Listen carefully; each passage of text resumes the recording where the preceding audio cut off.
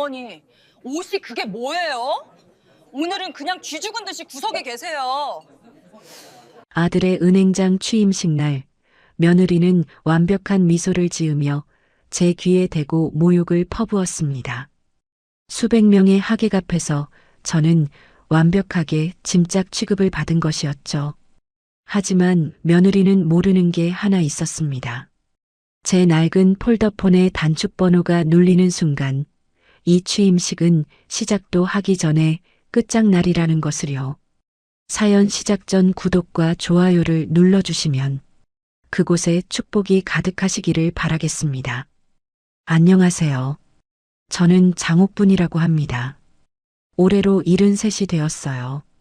평생을 아들 하나 잘 키우겠다고 이 악물고 살아왔는데 하루아침에 제 존재가 지워지는 기분을 느낄 줄은 몰랐습니다. 가장 가까운 사람에게 무시당하고 모욕당하는 기분이 어떤 건지 제 기막힌 이야기를 한번 들어봐 주시겠어요? 저는 새벽 4시에 일어나 장롱 깊숙한 곳을 뒤졌습니다. 30년 전 남편 장례식 때 입었던 검은색 양장이 비닐 커버 속에서 모습을 드러냈어요. 방충제 냄새가 코끝을 찔렀죠. 유행이 한참 지난 어깨 뻐드렁한 디자인에 단추 하나는 실밥이 터져서 간신히 붙어 있었습니다. 옷깃을 만지작거리니 남편 생각이 났어요. 이 옷을 입고 관 앞에서 엉엉 울었던 그날이요. 거울 앞에 섰을 때 비친 제 모습은 그저 평범한 노인이었어요. 주름투성이 얼굴, 검버섯이 핀 손등, 굽어가는 허리. 누가 봐도 시장에서 콩나물이나 파는 늙은 할머니처럼 보일 것 같았죠. 하지만 눈빛만은 아직 살아 있었습니다. 명동 사채 시장에서 피도 눈물도 없이 살아온 세월이 저 눈빛 속에 서려 있었어요. 오늘은 제 아들 준호가 대한저축은행 은행장으로 취임하는 날이었습니다. 73 평생을 살면서 이렇게 가슴 벅찬 날이 또 있었을까요? 남편 잃고 혼자 아들 키우느라 피눈물 흘렸던 세월이 주마등처럼 스쳐 지나갔어요.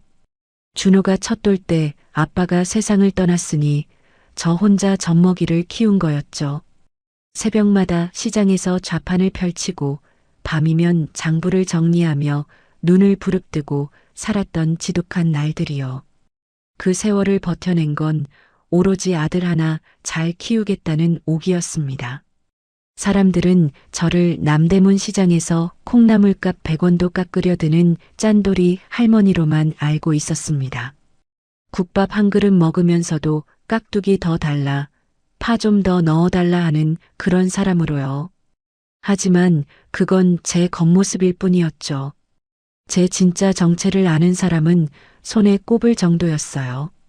택시를 타고 여의도에 도착했을 때 저도 모르게 숨이 멎는 것 같았습니다. 대한저축은행 본점 건물은 하늘을 찌르듯이 솟아 있었고 외벽에는 제 아들 준호의 얼굴이 담긴 대형 현수막이 걸려 있었어요. 강준호 은행장 취임을 축하합니다. 저는 한참을 그 현수막을 올려다봤습니다. 눈시울이 뜨거워졌어요. 세상에 혼자 키운 아들이 저 큰 건물의 주인이 되다니요. 이보다 더한 효도가 어디 있겠습니까? 그런데 회전문 앞에서 보안 요원이 저를 가로막았습니다. 할머니, 잡상이는 뒷문으로 가세요. 저는 순간 귀를 의심했어요. 잡상인이라니요. 제가 누군데? 나는 오늘 취임하는 강준호 은행장 어머니예요. 보안 요원이 위아래로 저를 훑어봤습니다. 낡은 양장, 굽이 달아 한쪽으로 기울어진 구두, 허름한 손가방. 그의 눈빛에서 노골적인 경멸이 느껴졌어요. 아, 네. 신분 확인이 필요합니다만. 그가 비웃듯 말했죠. 그때 뒤에서 익숙한 목소리가 들려왔습니다. 뭐 하는 거야? 이분이 누군지도 모르고. 마동철이었습니다. 경비반장 제복을 입고 있었지만 제 앞에서만큼은 허리를 깊이 숙였죠. 그는 제가 30년 전 시장에서 걷어 키운 고아 출신이에요. 15살에 부모를 잃고 거리를 떠돌던 아이를 제가 데려다 밥을 먹이고 학교를 보냈습니다. 지금은 은행 경비반장으로 위장하고 있지만 실제로는 저의 눈과 귀 역할을 하는 최측근이었습니다. 동철이가 보안 요원을 쫓아내고 저를 안내하면서 작게 속삭였어요. 회장님, 오늘은 좀 참으셔야 합니다. 저쪽이 신경을 곤두세우고 있어요. 저는 고개만 끄덕였습니다. 저쪽이라면 며느리 최미라를 말하는 거겠죠. 로비에 들어서자 눈이 부셨습니다. 화려한 샹들리에가 천장을 가득 채우고 샴페인 타워가 세워져 있었어요. 클래식 음악이 흘러나오고 초청 손님들은 하나같이 명품으로 치장하고 있었습니다. 그 사이에서 저의 낡은 양장과 다른 구두는 한없이 초라해 보였죠. 저는 행사장 구석 커다란 기둥 그림자에 가려진 의자로 조용히 걸어갔습니다. 그곳에 앉으니 제 모습이 거의 보이지 않았어요. 사람들의 시선이 느껴졌습니다. 수군거리는 소리도 들렸어요. 저 할머니 누구야? 청소부 아니야? 저는 애써 못 들은 척하며 아들을 찾았습니다. 행사가 시작되기 10분 전이었어요. 준호가 저 멀리서 귀빈들과 악수를 나누고 있었습니다. 아, 우리 아들. 훤칠한 키에 번듯한 양복을 입은 아들이 대견해서 눈물이 핑 돌았어요. 저는 가슴이 벅차올라 그쪽으로 발걸음을 옮기려 했습니다. 그 순간 누군가 제 팔을 낚아챘습니다. 손목이 아플 정도로 세게요. 화려한 크림색 드레스를 입은 며느리 최미라가 저를 향해 걸어온 거였습니다. 갤러리 관장 출신답게 금발로 염색한 머리를 한껏 올린 그녀는 저를 보자마자 인상을 찌푸렸어요. 미라가 제 옆에 쪼그려 앉으며 주변 하객들을 향해 활짝 웃어 보였습니다. 완벽한 사모님의 미소였죠. 그러고는 제 귀에 입술을 바짝 갖다 댔어요. 차가운 숨결이 귓가를 스쳤습니다. 어머님, 제정신이세요? 여기가 어디라고 그 누더기를 입고 오신 거예요? 동네 경로당 잔치인 줄 아세요? 미라가 혀를 차는 소리가 들렸습니다. 오늘은 그냥 쥐 죽은 듯이 저 구석 창고방에 계세요. 다른 생각 마시고요. 괜히 앞에 나섰다가 준호 씨 망신시키지 마시고 그냥 조용히 박수만 치시면 돼요. 알아들으셨어요, 어머님? 목소리는 낮았지만 그 안에 담긴 경멸감은 칼처럼 날카로웠습니다. 제 가슴이 순간 쿵하고 내려앉는 것 같았어요. 저는 당황해서 저 멀리 준호에게 눈빛으로 구원을 요청했습니다. 준호야, 내 어미다. 와서 말려다오. 하지만 아들은 제 시선을 피하더니 고개를 돌려 다른 손님에게 인사를 건넸어요. 심장이 철렁 내려앉았습니다. 설마 했던 일이 눈앞에서 벌어지고 있었어요. 미라가 다시 얼굴에 가면을 쓰듯 활짝 웃으며 일어섰습니다. 마치 저에게 세상 다정한 안부를 물은 것처럼 연기하며 다른 하객들에게 인사를 건넸어요. 오세요, 어머님. 미라가 제 팔을 잡아 끌었습니다. 로비 한쪽 구석, 비품 창고라고 적힌 문 앞에서 그녀는 저를 거칠게 밀어 넣었어요. 청소 도구함과 부러진 의자들이 쌓여 있는 비좁은 공간이었습니다. 손님들 비위 상해요. 냄새도 나고. 취임식 끝날 때까지 여기서 쥐 죽은 듯이 계세요. 끝나면 차비 드릴 테니 뒷문으로 가시라고요. 쾅! 문이 닫히고 캄캄한 어둠이 저를 감쌌습니다. 소독약 냄새와 먼지 냄새가 코를 찔렀어요. 눈앞이 아무것도 보이지 않았습니다. 잠시 후 문 밖에서 샴페인 잔 부딪히는 소리가 들려왔습니다. 축하 박수 소리, 웃음소리, 클래식 음악 소리. 그 화려한 소리들이 비좁은 창고 안의 저를 더욱 초라하게 만들었어요. 저는 구석에 있는 낡은 소파에 주저앉았습니다. 손끝이 차갑게 떨려왔어요. 이건 단순한 분노가 아니었습니다. 가슴 깊은 곳에서 올라오는 서글픔에 가까웠죠. 하지만 미라는 모르는 게 있었습니다. 제가 이 은행 지분 65%를 가진 실제 주인이라는 거요.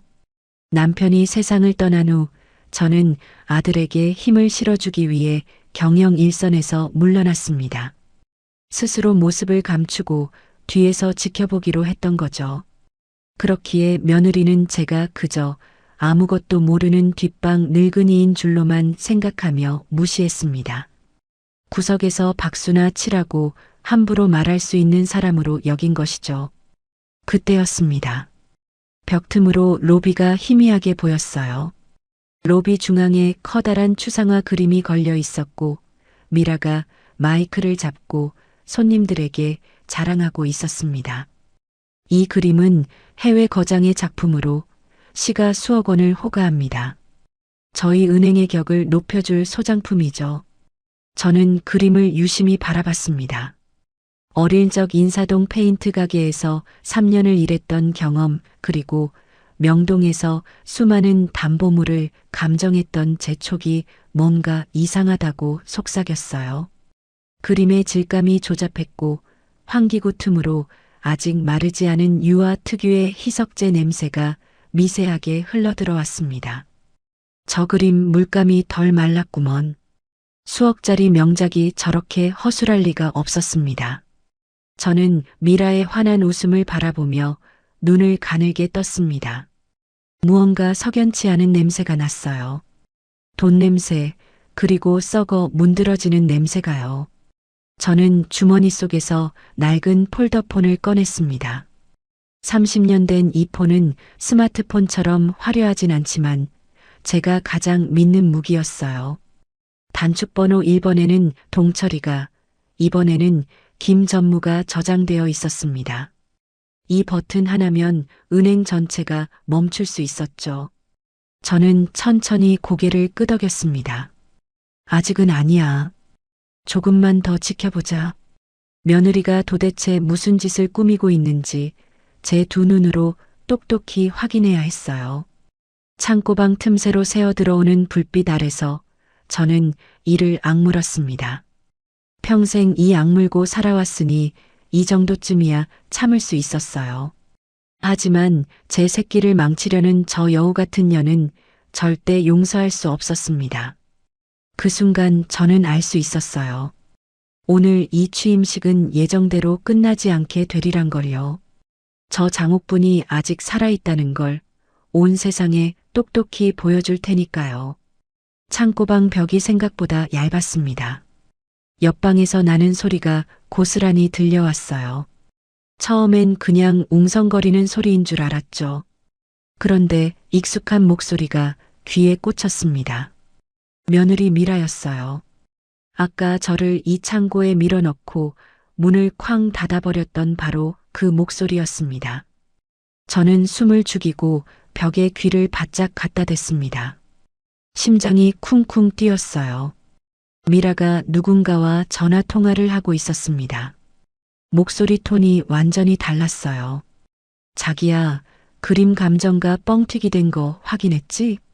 미라의 목소리는 달콤하게 속삭이듯 낮았습니다. 평소 저한테 내뱉던 차가운 목소리와는 완전히 달랐어요. 저는 손바닥에 땀이 차는 걸 느꼈습니다. 이번 300억 대출만 승인 나면 바로 뜨는 거야. 걱정 마. 저 노인네는 이제 아무것도 모르는 치매 할망구일 뿐이야. 우리 계획대로 착착 진행되고 있어. 노인네라는 말에 제 귀가 번쩍 뜨였습니다. 저를 두고 하는 말이 분명했어요. 가슴이 답답해지면서 동시에 머리가 맑아지는 이상한 기분이었습니다. 싱가포르 비행기 표는 예약해뒀어? 응, 알았어. 사랑해, 자기야. 통화가 끝나는 소리가 들렸습니다. 저는 벽에서 몸을 떼고 천천히 뒤로 물러났어요. 손이 바들바들 떨렸습니다. 분노 때문인지 충격 때문인지 알 수가 없었죠. 300억 대출, 뻥튀기 된 감정가, 싱가포르 도피, 퍼즐 조각들이 머릿속에서 맞춰지기 시작했습니다. 저 그림이 위작이라는 제 직감이 맞았던 거예요. 며느리가 가짜 그림을 담보로 은행 돈을 빼돌리려는 수작이었습니다. 그것도 제 피 같은 돈으로 세운 은행을요. 남편이 살아생전 피땀 흘려 모은 종잣돈으로 시작한 그 은행을 전연히 통째로 삼키려 하고 있었습니다. 당장이라도 문을 박차고 나가서 며느리 멱살을 잡고 싶었습니다. 하지만 명동에서 30년을 버텨온 제 본능이 저를 붙잡았어요. 지금 나가서 소리쳐봤자 뭐가 달라지겠습니까? 증거도 없이 노망난 시어머니가 헛소리한다고 치부당할 게 뻔했죠. 저는 주머니에서 낡은 폴더폰을 꺼냈습니다. 손가락이 떨려서 버튼을 제대로 누르기가 힘들었어요. 단축번호 1번을 길게 눌렀습니다. 신호음이 한번 울리기도 전에 동철이가 전화를 받았어요. 네, 회장님. 동철아, 지금 당장 메인 서버 오류네. 저는 짧고 분명하게 말했습니다. 목소리가 떨리지 않도록 이를 악물었죠. 네, 회장님, 지금 막 취임식 시작하려는 참인데요. 내가 시킨 거 절대 티내지 말고 기계 고장인 것처럼 전산 마비시켜. 지금 즉시. 알겠습니다, 회장님. 전화를 끊고 1분도 채 지나지 않았을 때였습니다. 행사장 안에서 날카로운 경고음이 울리기 시작했어요. 삐이 하는 소리가 복도까지 선명하게 들려왔습니다. 저는 창고 문틈으로 로비를 내다봤습니다. 모든 대형 스크린이 검은색으로 변하고 빨간 글씨로 경고 문구가 떴어요. 긴급 시스템 점검 중, 행사 일시 중단. 조명이 깜빡거리더니 스피커에서 찢어지는 굉음이 났습니다. 아수라장이 따로 없었어요. 사회자가 마이크를 잡고 뭔가 말하려 했지만 목소리가 제대로 나오지 않았습니다. 하객들이 웅성거리기 시작했고 여기저기서 당황한 목소리가 들려왔죠. 이게 무슨 일이야? 미라가 새된 목소리로 소리쳤습니다. 단상 옆에 서 있던 아들 준호가 어쩔 줄 몰라 하며 주변을 두리번거렸어요. 땀을 뻘뻘 흘리면서 직원들에게 뭐라고 지시하는 모습이 보였습니다. 미라의 얼굴이 새하얗게 질렸어요. 급히 누군가에게 전화를 걸려는 모습이 보였습니다. 아까 그 달콤한 목소리로 통화하던 상대였겠죠. 저는 그 광경을 지켜보며 입꼬리가 슬쩍 올라가는 걸 느꼈습니다. 저는 창고에서 슬그머니 빠져나왔습니다. 혼란을 틈타 아무도 저를 신경 쓰지 않았어요. 다들 스크린이 꺼지고 조명이 나간 것에 정신이 팔려 있었죠. 저는 짐짓 놀란 척 연기하며 중얼거렸습니다. 아이고, 이게 무슨 난리냐? 불난 거 아니냐? 미라는 저를 쳐다보지도 않았습니다. 직원들에게 악을 쓰며 화풀이를 하느라 정신이 없었어요. 당장 책임자 불러와. 이게 뭐 하는 짓이야? 저는 사람들 틈을 비집고 로비 중앙에 걸린 그림 앞으로 다가갔습니다. 주머니에서 돋보기 안경을 꺼내 그림 표면을 자세히 살폈어요. 가까이서 보니 더 확실했습니다. 덧칠된 붓자국, 덜 마른 유화의 흔적, 그리고 코끝을 스치는 희석제 냄새. 이건 기껏해야 몇십만 원짜리 습작 수준이었어요. 저는 손을 대지 않고 눈으로만 확인한 뒤 천천히 물러났습니다. 증거는 나중에 확보하면 됩니다. 지금 중요한 건 며느리가 무슨 짓을 꾸미고 있는지 정확히 파악하는 거였어요. 경비실 쪽으로 발걸음을 옮겼습니다. 동철이가 이미 기다리고 있었어요. 그는 저를 보자마자 허리를 깊이 숙였습니다. 회장님 지시대로 단순 과부하 오리로 위장했습니다. 외부 해킹 흔적은 전혀 없고 기계 노후화로 인한 일시적 장애로 보고될 겁니다. 잘했어. 그리고 이것 좀 봐. 동철이가 두꺼운 서류 봉투를 건넸습니다. 저는 봉투를 열어 안을 들여다봤어요. 며느리의 법인카드 사용 내역이었습니다. 강남 모처 호텔 스위트룸, 남성용 명품 시계 구입, 싱가포르행 편도 항공권 예약. 날짜를 보니 항공권은 다음 주였어요. 저는 서류를 다시 봉투에 넣으며 이를 악물었습니다.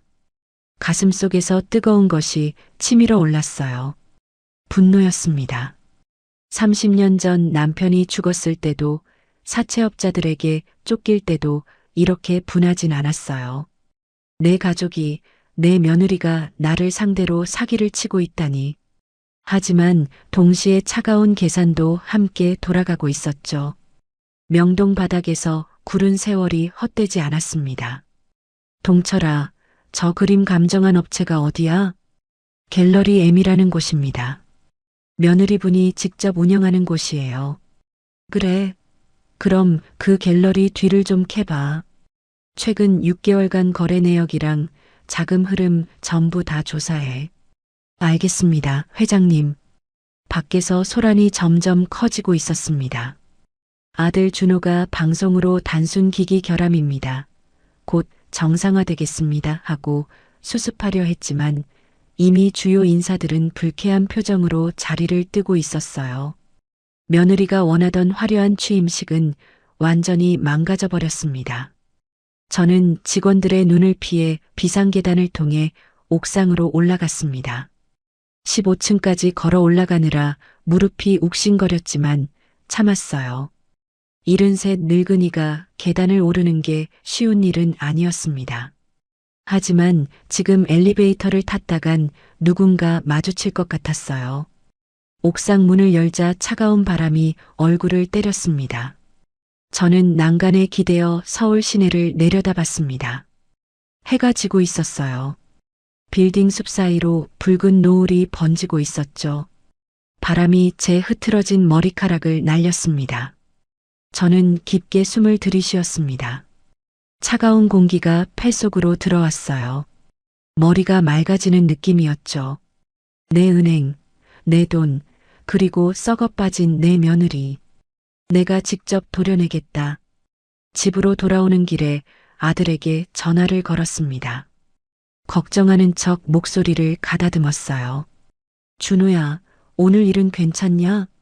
전화기 너머로 아들의 짜증 섞인 한숨이 들려왔습니다. 엄마 때문에 재수 옴 붙은 거 아니에요? 그러니까 오지 말라니까. 아들이 소리를 버럭 질렀어요. 그리고 뒤에서 미라의 비웃는 목소리가 들렸습니다. 그것 봐, 내가 뭘 했어.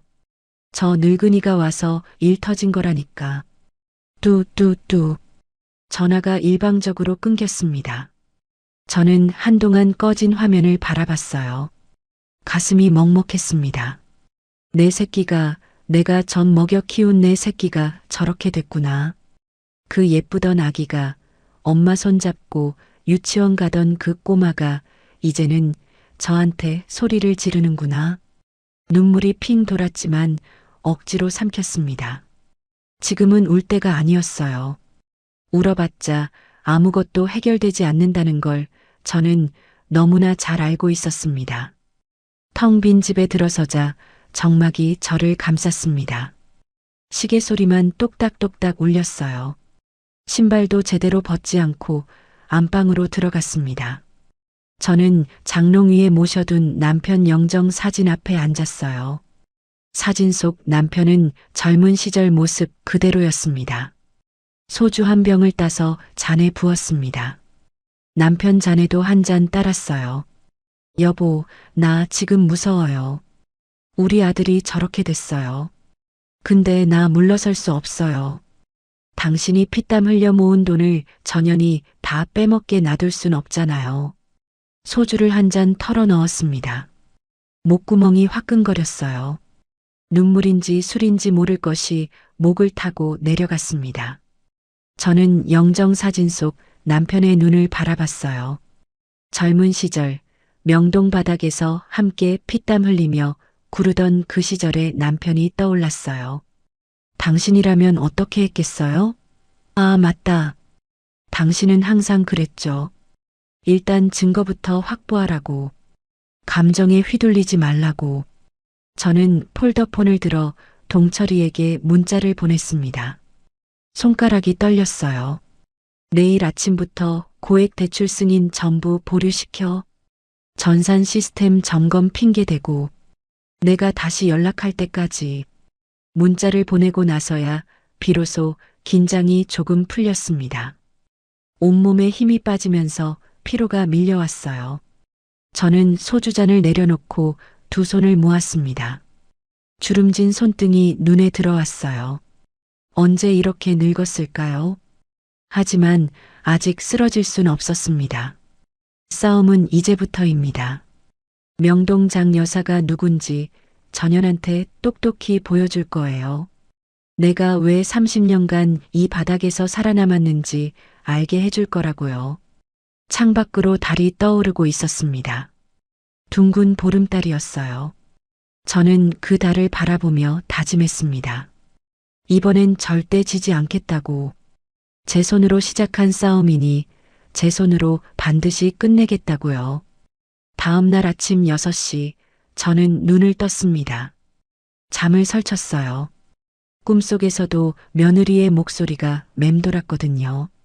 저 노인네는 이제 아무것도 모르는 치매 할망구일 뿐이야. 그 말이 귓가에서 떠나질 않았습니다.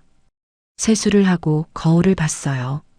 밤새 울었는지 눈이 퉁퉁 부어 있었습니다. 주름진 얼굴이 어제보다 더 늙어 보였죠. 이마에 깊이 팬 주름이 유독 선명했어요. 하지만 눈빛만큼은 살아 있었습니다. 명동에서 30년을 버틴 그 눈빛이요.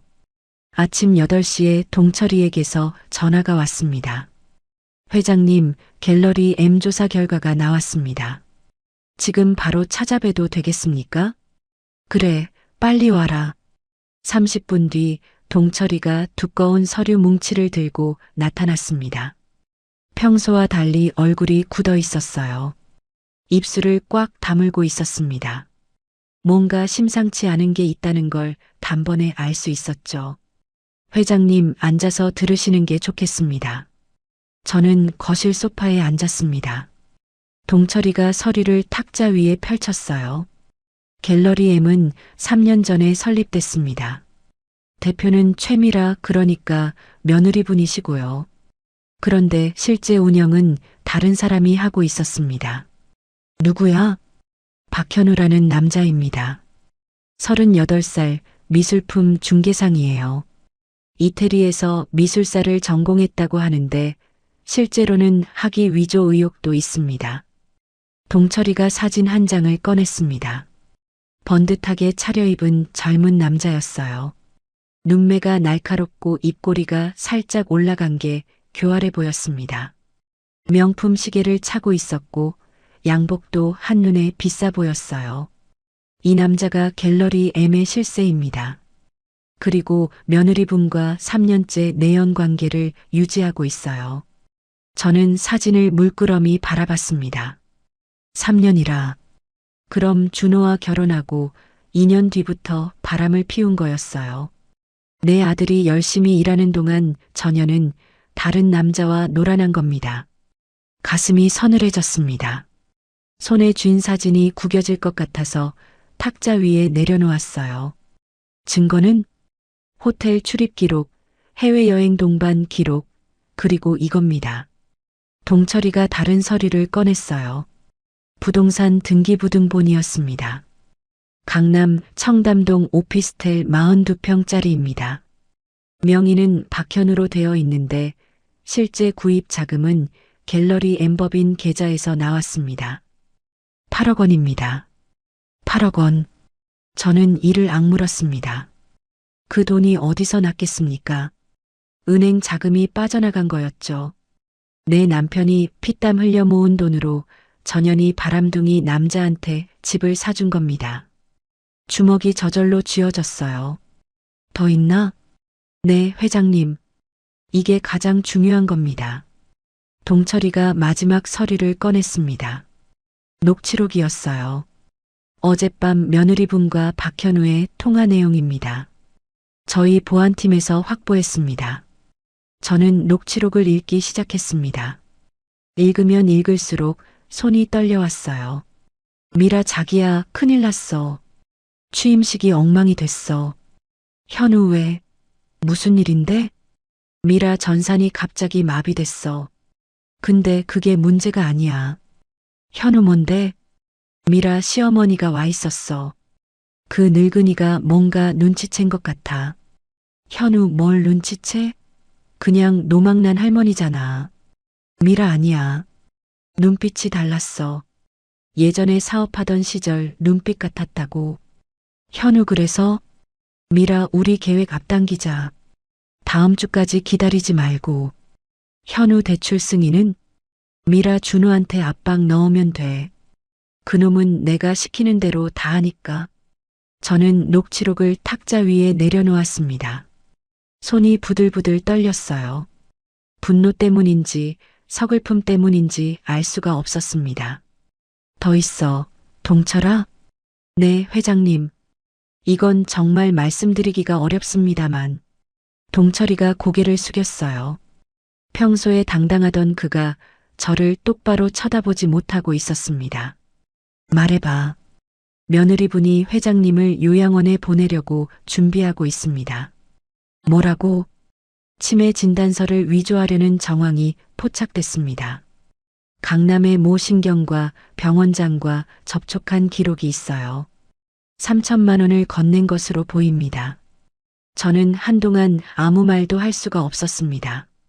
요양원이라. 저를 치매 환자로 만들어서 요양원에 쳐넣고 그 사이에 은행 돈을 다 빼먹겠다는 거였어요. 멀쩡한 사람을 정신병자로 만들어서 가둬놓겠다는 겁니다. 세상에 이런 악독한 년이 또 있을까요? 온몸에 소름이 돋았습니다. 준호는 이 사실을 알고 있어?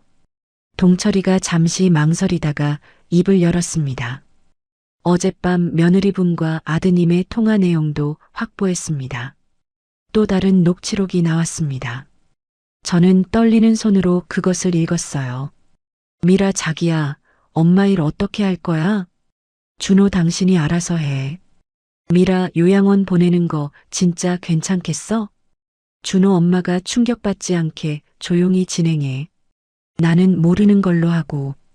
미라 알았어. 내가 깔끔하게 처리할게.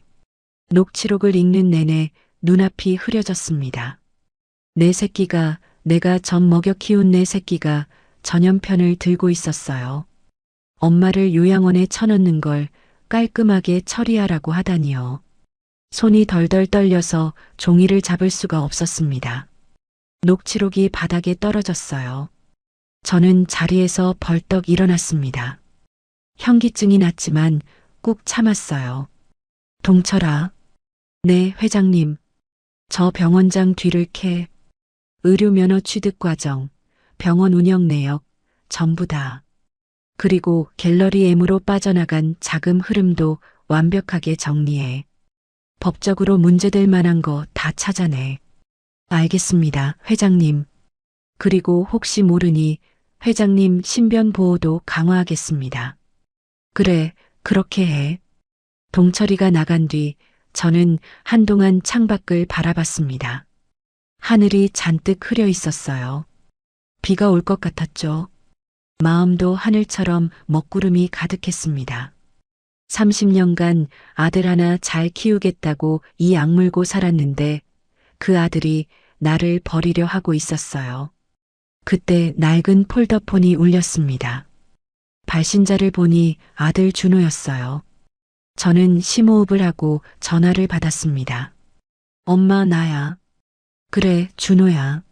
무슨 일이니? 내일 저녁에 시간 돼? 미라랑 같이 저녁 먹자. 저는 순간 심장이 철렁했습니다. 갑자기 왜 저녁을 먹자는 걸까요? 아무래도 뭔가 수상했어요. 갑자기 왜? 아니, 그냥 어제 엄마한테 너무 심하게 했잖아. 미안해서. 목소리가 어색했습니다. 평소 준호 목소리가 아니었어요. 뭔가를 숨기고 있다는 게 느껴졌죠. 그래, 알았다. 내일 저녁 몇 시에 어디서 보면 되니? 저녁 7시에 청담동 식당으로 올래? 주소는 문자로 보낼게. 전화가 끊기고 저는 한참을 생각에 잠겼습니다. 청담동이라. 그 동네에 뭐가 있죠? 아, 맞다. 박현우 그놈의 오피스텔이 청담동에 있다고 했어요. 우연의 일치일까요? 아니, 세상에 우연은 없습니다. 분명 뭔가 꿍꿍이가 있는 거예요. 저는 동철이에게 다시 전화를 걸었습니다. 동철아, 내일 저녁에 아들이 청담동에서 밥 먹자고 하더라. 뭔가 수상해. 미행 붙여줘. 그리고 만약을 대비해서 녹음기도 챙겨놔. 알겠습니다, 회장님. 혹시 모르니까 저도 근처에서 대기하고 있겠습니다. 전화를 끊고 저는 다시 남편 영정 사진 앞에 앉았습니다. 사진 속 남편이 저를 바라보고 있었어요. 젊은 시절 모습 그대로였습니다. 소주를 한 잔 따랐어요. 남편 잔에도 한 잔 따랐습니다. 여보, 우리 아들이 나를 요양원에 보내려고 해요. 치매 환자로 만들어서요. 내가 뭘 그렇게 잘못했길래 아들이 저한테 이러는 걸까요? 눈물이 주르륵 흘러내렸습니다. 이번엔 참을 수가 없었어요. 30년간 혼자 아들 키우느라 피눈물 흘렸는데 그 대가가 이거였습니다.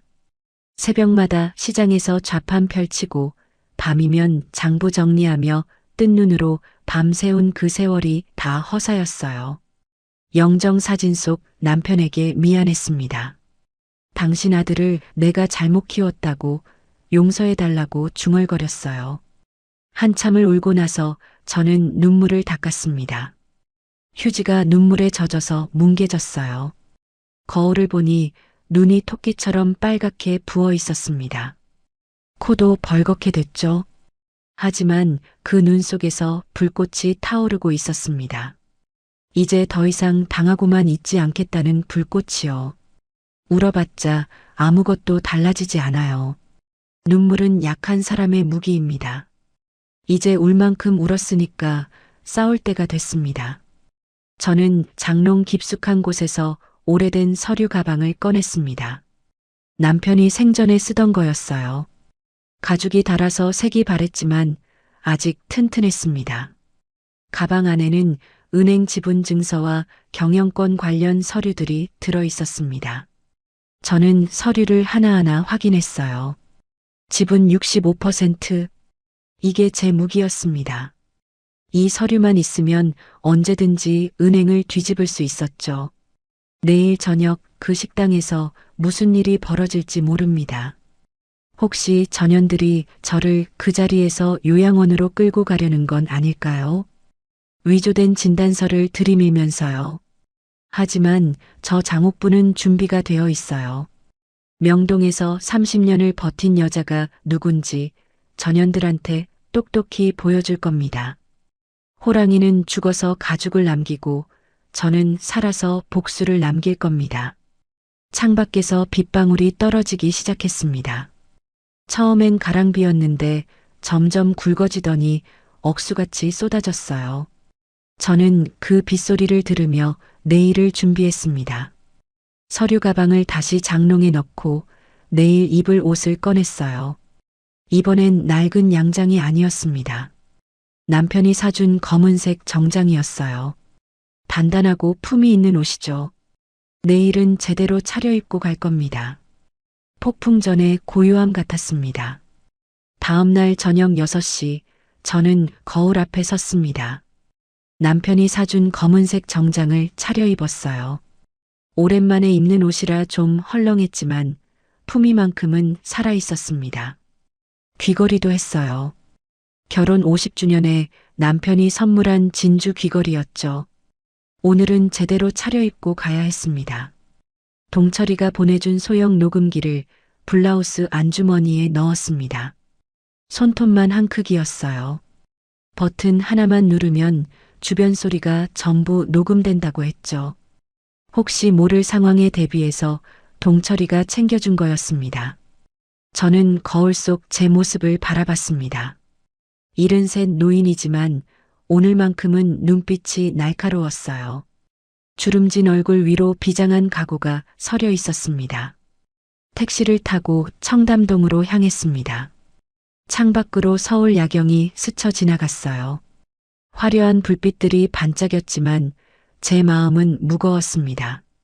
내 아들이 나를 함정에 빠뜨리려 한다는 게 아직도 믿기지 않았거든요. 택시 라디오에서 트로트 노래가 흘러나왔습니다. 평소 같으면 따라 불렀을 텐데 오늘은 그럴 기분이 아니었어요. 저녁 7시 정각에 식당에 도착했습니다. 고급 한정식집이었어요.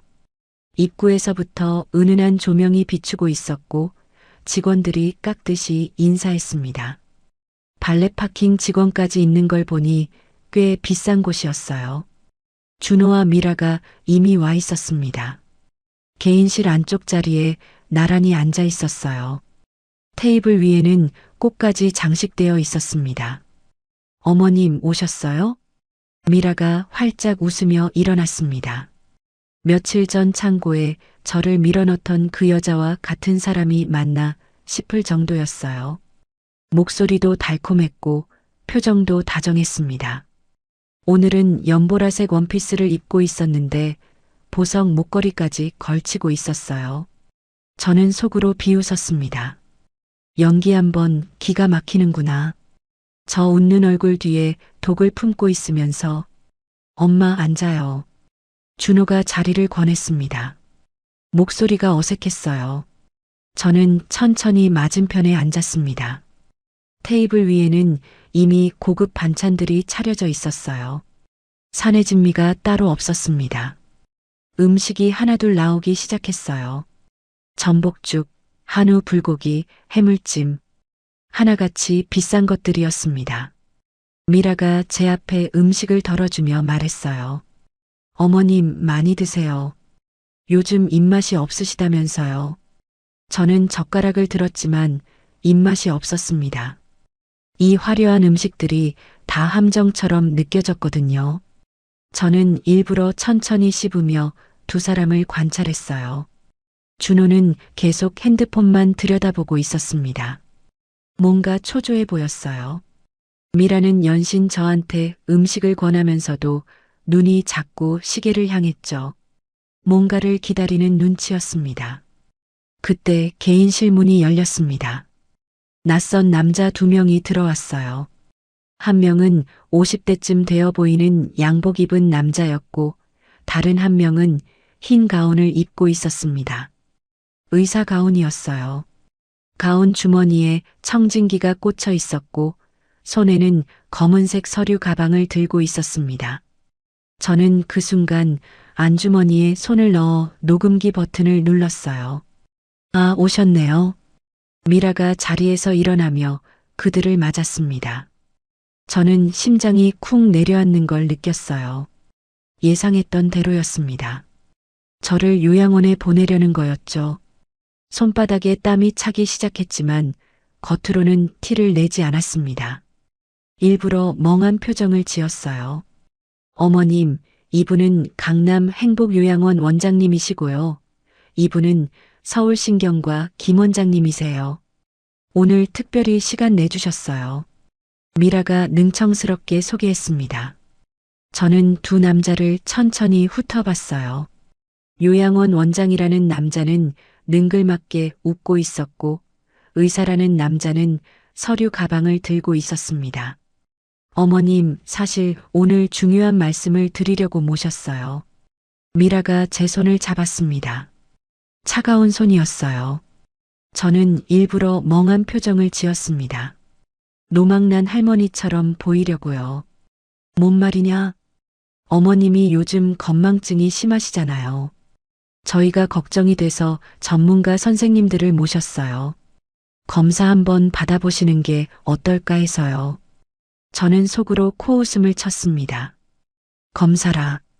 이미 위조된 진단서가 저 가방 안에 들어있겠죠. 의사라는 남자가 서류를 꺼냈습니다. 제 이름이 적힌 진단서였어요. 초기 치매 의심이라고 적혀 있었습니다. 인지 기능 저하, 단기 기억력 손상, 판단력 저하.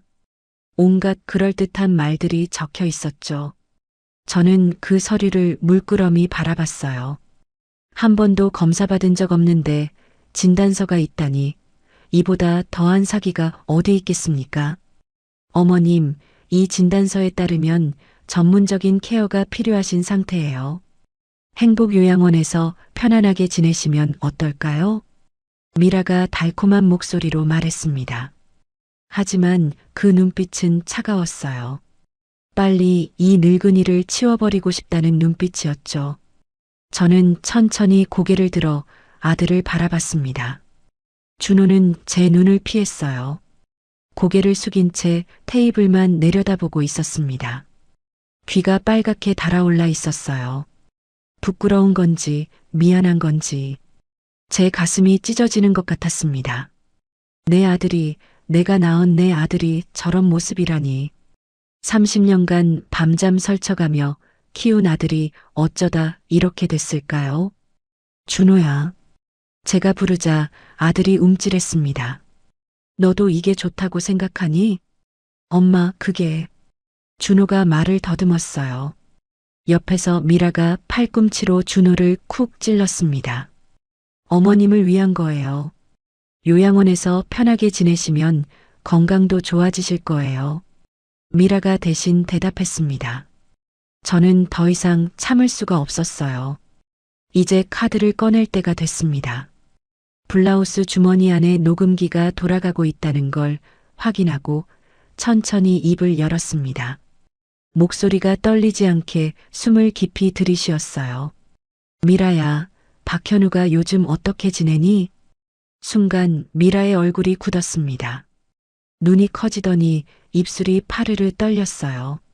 마치 얼음물을 뒤집어 쓴 것처럼 온몸이 경직됐습니다. 옆에 있던 준호도 고개를 번쩍 들었어요. 뭐라고요? 미라가 더듬거렸습니다. 목소리가 한 옥타브 높아졌어요. 청담동 오피스텔 42평짜리 8억 원 주고 샀다며? 갤러리 엠버빈 계좌에서 돈 빠져나간 거 다 알아. 미라의 얼굴이 새하얗게 질렸습니다. 손에 들고 있던 찻잔이 덜컹거렸어요. 300억 대출 사기, 싱가포르 도피 계획, 그리고 나를 치매 환자로 만들어서 요양원에 쳐넣으려는 것까지. 내가 다 알고 있어. 저는 또박또박 말했습니다. 목소리가 떨리지 않게 이를 악물었죠. 테이블 위에 무거운 침묵이 내려앉았습니다. 시계 초침 소리가 유독 크게 들렸어요. 요양원 원장과 의사는 당황한 표정으로 서로를 쳐다봤어요. 미라는 입술을 깨물며 저를 노려보고 있었습니다. 그 눈빛에서 도끼가 느껴졌어요. 어머님이 정말 치매 초기 증세가 있으신 것 같네요. 헛것을 보시나 봐요. 미라가 억지 웃음을 지으며 말했습니다. 하지만 목소리가 떨리고 있었어요. 저는 핸드백에서 서류 봉투를 꺼냈습니다. 동철이가 준비해준 증거 자료였어요. 호텔 출입 기록, 해외여행 동반 사진, 오피스텔 등기부 등본, 그리고 통화 녹취록 사본. 저는 그것들을 테이블 위에 하나씩 펼쳐놓았습니다. 사진 속에서 미라와 박현우가 팔짱을 끼고 웃고 있었어요. 이래도 헛것이라고 할 거니? 미라의 얼굴이 일그러졌습니다. 입술이 파르르 떨리더니 눈에서 도끼가 솟아올랐어요. 더 이상 가면을 쓸 수가 없었던 거죠. 시어머니, 미라가 벌떡 일어나며 소리쳤습니다. 하지만 저는 눈 하나 깜짝하지 않았어요. 그리고 너희들이 가져온 이 진단서, 위조된 거라는 것도 알아. 김 원장이라고 했나? 의료법 위반으로 면허 취소당하고 싶지 않으면 지금 당장 나가. 의사라는 남자가 휘청거리며 뒷걸음질 쳤습니다. 얼굴이 흑빛이 됐어요. 이마에 식은땀이 흘렀습니다. 요양원 원장도 허겁지겁 서류를 챙기더니 개인실 밖으로 도망치듯 나갔습니다. 문이 쾅 닫히는 소리가 났어요. 저는 자리에서 천천히 일어났습니다. 다리에 힘을 꽉 주었어요. 미라를 내려다보며 낮은 목소리로 말했습니다. 내가 누군지 잊었나 보구나. 이 은행 지분 65%를 가진 사람이 누군지, 명동에서 30년을 버틴 사람이 누군지 똑똑히 기억해둬. 이제부터 내가 뭘 하든 내 눈을 피할 수 없을 거야. 준호가 고개를 들었습니다. 눈가가 붉어져 있었어요. 하지만 저는 더 이상 아들을 봐줄 수가 없었습니다. 저는 돌아서서 개인실을 나왔습니다. 다리가 후들거렸지만 꿋꿋이 걸었어요. 허리를 꼿꼿이 펴고 한 발 한 발 내딛었습니다. 뒤에서 미라가 뭐라고 소리치는 게 들렸지만 돌아보지 않았습니다. 절대 약한 모습을 보여줄 수 없었어요. 식당 밖으로 나오자 동철이가 기다리고 있었어요. 검은색 승용차 앞에 서 있다가 저를 보자마자 달려왔습니다. 제 얼굴을 살피며 걱정스러운 눈으로 물었어요. 회장님, 괜찮으십니까? 괜찮아. 녹음 잘 됐어? 네, 완벽합니다. 차 안에서 확인했습니다. 저는 고개를 끄덕이며 차에 올랐습니다. 시동이 걸리고 차가 출발했어요. 창밖으로 식당 건물이 점점 멀어졌습니다. 그제야 긴장이 풀리면서 온몸에서 힘이 빠졌어요. 손등을 보니 핏줄이 붉어져 있었습니다. 얼마나 긴장했던 걸까요? 오늘은 첫 번째 반격이었습니다. 전현들의 계획을 완전히 무너뜨렸어요. 하지만 아직 끝이 아닙니다. 300억 대출 사기를 막아야 하고 전현들을 법의 심판대에 세워야 해요. 진짜 싸움은 이제부터 시작입니다. 그날 밤 저는 잠을 이룰 수가 없었습니다. 식당에서 미라의 얼굴이 일그러지던 그 모습이 자꾸 떠올랐거든요. 전현이 가만히 있을 리가 없었어요. 분명 뭔가 꿈일 거였습니다. 새벽 4시가 넘어서야 겨우 눈을 붙였죠. 다음 날 아침 9시 동철이에게서 다급한 전화가 왔습니다. 평소와 달리 숨소리가 거칠었어요. 회장님, 큰일 났습니다. 지금 당장 은행으로 오셔야 합니다. 무슨 일이야? 며느리분이 오늘 아침 긴급 이사회를 소집했습니다. 회장님 경영권 박탈 안건을 상정한다고 합니다. 저는 숨이 턱 막혔습니다. 경영권 박탈이라니. 전현이 이렇게 빨리 움직일 줄은 정말 몰랐어요. 어젯밤 제가 증거를 들이밀었으니 선수를 치려는 거였습니다. 서둘러 옷을 갈아입고 택시를 잡았습니다. 손이 떨려서 단추를 제대로 잠그기가 힘들었어요. 은행 본점에 도착하니 이미 분위기가 심상치 않았어요. 로비에서 직원들이 수군거리고 있었고 저를 보는 눈빛이 달랐습니다. 마치 이미 끝난 사람을 보는 것 같은 눈빛이었죠. 저는 이를 악물고 엘리베이터에 올랐습니다. 이사회실 앞에 도착하니 동철이가 기다리고 있었어요. 얼굴이 창백했습니다. 회장님, 안에 들어가시면 안 됩니다. 저쪽에서 함정을 파놨어요. 무슨 함정? 며느리분이 어젯밤 사이에 이사진 과반수를 포섭했습니다. 돈으로 매수한 것 같아요. 회장님 지분이 65%라도 이사회에서 경영 부적격 판정이 나면 경영권이 정지될 수 있어요. 저는 이사회실 문을 바라봤습니다. 저 안에서 지금 이 순간 제 운명이 결정되고 있었어요. 하지만 피할 수는 없었습니다. 싸우려면 정면에서 부딪혀야 했죠. 비켜, 동철아. 내가 직접 들어갈 거야. 저는 심호흡을 하고 문고리를 잡았습니다. 손바닥에 땀이 차 있었어요. 하지만 지금 물러서면 영원히 기회가 없을 것 같았습니다. 문을 열고 들어가자 열댓 명의 이사들이 긴 테이블에 앉아 있었습니다. 상석에는 미라가 앉아 있었어요. 어젯밤과는 완전히 다른 모습이었습니다. 침착하고 당당했죠. 빨간색 정장을 입고 있었는데 마치 전쟁터에 나온 장군 같았어요. 옆에는 낯선 남자가 서 있었습니다. 번듯한 양복을 입은 젊은 남자였어요. 박현우였습니다. 사진에서 봤던 그 얼굴이었죠. 직접 보니 더 교활해 보였어요. 어머님 오셨네요.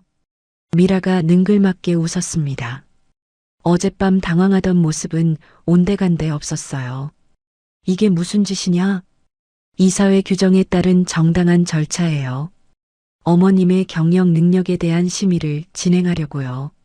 저는 주변을 둘러봤습니다. 이사들 대부분이 시선을 피했어요. 이미 미라 편으로 돌아선 거였죠. 가슴이 서늘해졌습니다. 증거가 있어요. 박현우라는 남자가 처음으로 입을 열었습니다. 목소리가 날카롭고 차가웠어요. 장옥분 회장의 최근 행동이 비정상적이라는 증거입니다. 그가 스크린에 영상을 띄웠습니다. 어젯밤 식당에서의 장면이었어요. 제가 테이블 위에 서류를 펼쳐놓으며 소리치는 모습, 의사와 요양원 원장을 쫓아내는 모습이 담겨 있었습니다. 하지만 편집이 되어 있었어요. 제가 미친 사람처럼 보이도록 교묘하게 잘라붙인 거였죠. 앞뒤 맥락은 다 잘려나가고 제가 흥분해서 소리치는 장면만 반복해서 나왔습니다. 보시다시피 장 회장은 정상적인 판단력을 상실한 상태입니다. 피해망상에 시달리고 있고 공격적인 행동을 보이고 있어요.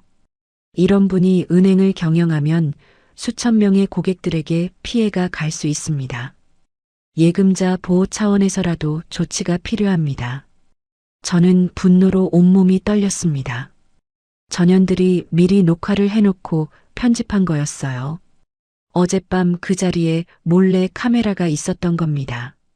함정이 이중으로 파여 있었던 거죠. 제가 반격한다고 좋아했는데 그것마저 전현들의 계획 아니었습니다. 이건 조작된 영상이야. 앞뒤가 다 잘렸잖아. 제가 소리쳤지만 이사들은 고개를 숙인 채 아무 말도 하지 않았습니다. 모두가 미라 편이었어요. 돈에 눈이 멀었거나 협박을 받았거나 어느 쪽이든 저한테는 배신이었습니다. 자, 이제 표결에 들어가겠습니다. 미라가 차분하게 말했어요. 마치 승리를 확신하는 목소리였죠. 장옥분 회장의 경영권 정지에 찬성하시는 분은 손을 들어주세요. 저는 이사들을 하나하나 쳐다봤습니다. 제가 직접 발탁하고 키운 사람들이었어요. 30년간 함께 일해온 동지들이었죠. 김 전무는 신입 시절 제가 밤새워 가르쳤던 사람이었고, 박 이사는 어려울 때 제가 아들 학비까지 대준 사람이었습니다. 하지만 그들은 하나둘씩 손을 들기 시작했습니다. 제 눈을 똑바로 쳐다보는 사람이 아무도 없었어요. 14명 중 9명이 손을 들었습니다. 과반이 넘었습니다. 가결되었습니다. 오늘부로 장옥분 회장의 경영권은 정지됩니다. 미라가 선언했습니다. 목소리에 승리의 기쁨이 묻어났어요. 저는 그 자리에 얼어붙었습니다. 다리에 힘이 풀렸어요. 의자를 잡고 겨우 몸을 지탱했죠. 천장이 빙빙 도는 것 같았습니다. 어머님 건강 회복하시면 그때 다시 뵐게요. 미라가 비웃듯 말했습니다. 입꼬리가 올라가 있었어요. 완전히 승리자의 표정이었죠. 박현우가 그녀의 어깨에 손을 올렸습니다. 두 사람이 나란히 서 있는 모습이 눈에 들어왔어요. 전현들이 완전히 은행을 장악한 거였습니다. 내 남편이 피땀 흘려 세운 은행을 저 뱀 같은 년들이 통째로 삼켜버린 겁니다. 저는 비틀거리며 이사회실을 나왔습니다. 뒤에서 미라의 웃음소리가 들렸어요. 칼로 등을 찌르는 것 같았습니다. 복도에서 동철이가 저를 부축했어요. 그의 눈에도 눈물이 맺혀 있었습니다. 회장님, 괜찮아. 괜찮지 않았습니다. 30년간 피땀 흘려 일군 은행을 하루아침에 빼앗긴 거였어요. 남편과 함께 밤잠 설쳐가며 키운 은행을요. 눈앞이 캄캄해졌습니다. 한 발짝도 떼기가 힘들었어요. 동철이가 저를 차에 태웠습니다. 집으로 가는 동안 저는 한마디도 하지 못했어요. 창밖을 멍하니 바라보기만 했습니다. 서울거리가 흐릿하게 스쳐 지나갔죠. 사람들이 웃으며 걸어가는 모습이 보였지만 저한테는 다른 세상 이야기 같았어요. 집에 도착하자 낡은 폴더폰이 울렸습니다. 화면을 보니 아들 준호였어요. 저는 잠시 망설이다가 전화를 받았습니다. 엄마, 나야. 준호야. 목소리가 떨렸습니다. 아직도 아들의 목소리를 들으면 마음이 흔들렸어요. 엄마, 미안해. 나도 어쩔 수가 없었어. 미라가 그러지 않으면 나까지 같이 물러나야 한다고 했어. 나도 살아야 하잖아. 아들의 목소리가 떨리고 있었습니다. 변명처럼 들렸어요. 하지만 저는 더 이상 아들을 믿을 수가 없었습니다. 이사회에서 손 하나 들지 않고 구경만 하던 아들이었어요. 준호야, 내가 엄마 편이었던 적이 있었니? 엄마, 그게 아니라. 됐어. 더 이상 듣고 싶지 않아. 저는 전화를 끊었습니다. 손이 덜덜 떨렸어요. 폰을 탁자 위에 내려놓고 소파에 주저앉았습니다. 가슴이 텅 빈 것 같았습니다. 모든 게 무너진 것 같았습니다. 은행도 아들도 다 잃은 것 같았어요. 30년간 쌓아온 것들이 하루아침에 제가 되어버렸죠. 새벽마다 시장에서 좌판 펴던 날들, 밤마다 장부 정리하던 날들, 그 모든 게 허무하게 느껴졌습니다. 저는 두 손으로 얼굴을 감싸고 한참을 울었습니다. 영정사진 속 남편이 저를 내려다보고 있었어요. 여보, 나 어떡하면 좋아요. 다 잃어버렸어요. 당신이 하늘에서 보고 계시면 얼마나 속상하시겠어요. 눈물이 멈추지 않았습니다. 가슴이 찢어지는 것 같았어요. 얼마나 지났을까요? 1시간쯤 됐을 것 같았습니다. 동철이가 조심스럽게 다가왔어요. 따뜻한 차를 한 잔 들고 있었습니다. 회장님, 아직 끝난 게 아닙니다. 뭐가 끝나지 않았어? 다 끝났어. 저는 힘없이 대답했습니다. 하지만 동철이는 물러서지 않았어요. 아닙니다. 회장님, 지분은 그대로입니다. 경영권이 정지됐을 뿐이지 주주 권한은 살아있어요. 법적으로 싸울 수 있습니다. 그리고 이것 좀 보십시오. 동철이가 서류 봉투를 내밀었습니다. 두꺼운 봉투였어요. 저는 젖은 눈으로 서류를 들여다봤습니다. 이게 무슨 서류야? 박현우의 과거 전과 기록입니다. 사문서 위조, 사기죄로 징역 2년을 살았어요. 출소한 지 5년밖에 안 됐습니다. 그리고 갤러리 M에서 빠져나간 돈의 정확한 흐름을 추적했습니다. 횡령 증거가 완벽하게 잡혔어요. 금액이 총 23억 원입니다. 저는 서류를 읽으며 손이 떨리는 걸 느꼈습니다. 박현우라는 놈의 범죄 기록이 상세하게 적혀 있었어요. 아직 희망이 남아 있었습니다. 전현들이 아무리 교활해도 법망은 피할 수 없을 거예요. 검찰에 고발하면 저놈들을 잡을 수 있습니다. 회장님, 아직 싸울 수 있어요. 저놈들이 아무리 이사회를 장악해도 법 앞에서는 못 버팁니다. 동철이의 눈빛이 강렬했습니다. 저는 눈물을 닦고 천천히 고개를 끄덕였어요. 가슴 한구석에서 꺼져가던 불씨가 다시 살아나는 걸 느꼈습니다. 그래, 아직 안 끝났어. 전현들이 나를 무너뜨렸다고 생각하면 큰 오산이야. 저는 주먹을 꽉 쥐었습니다. 명동에서 30년을 버틴 여자가 이 정도에 무너질 리 없었어요. 쓰러졌으면 다시 일어나면 됩니다. 오히려 이제부터 진짜 싸움이 시작되는 겁니다. 전현들이 법으로 나를 찍으려 했으니 나도 법으로 전현들을 짓밟을 거예요. 다음 날 아침 저는 동철이와 함께 서울중앙지검으로 향했습니다. 손에는 두꺼운 서류 봉투가 들려 있었어요. 박현우의 전과 기록, 갤러리 M 횡령 증거, 통화 녹취록 사본. 이 증거들이면 충분히 저놈들을 잡을 수 있을 거라고 생각했습니다. 검찰청 로비는 사람들로 붐볐어요. 양복 입은 사람들, 서류 뭉치를 든 변호사들이 바쁘게 오갔습니다. 저는 접수 창구에서 번호표를 뽑고 기다렸습니다. 딱딱한 플라스틱 의자에 앉아 2시간이 넘게 기다린 끝에 겨우 담당 검사를 만날 수 있었죠. 허리가 욱신거렸지만 참았습니다. 장옥분 씨, 고발장 내용은 확인했습니다. 젊은 검사가 서류를 넘기며 말했습니다. 30대 초반쯤 되어 보였어요. 표정이 무덤덤했습니다. 제 서류를 대충 훑어보는 눈빛이 마음에 들지 않았지만 참았어요. 근데 문제가 있어요. 이 녹취록은 상대방 동의 없이 녹음된 거라서 증거 능력이 없습니다. 불법 녹음이에요. 저는 숨이 턱 막혔습니다. 불법 녹음이라니. 그렇게 중요한 증거인데 소용이 없다니요. 동철이 얼굴도 하얗게 질렸어요. 우리가 얼마나 공들여서 모은 증거인데. 그리고 횡령 증거라고 하셨는데 이건 내부 거래 기록일 뿐이에요.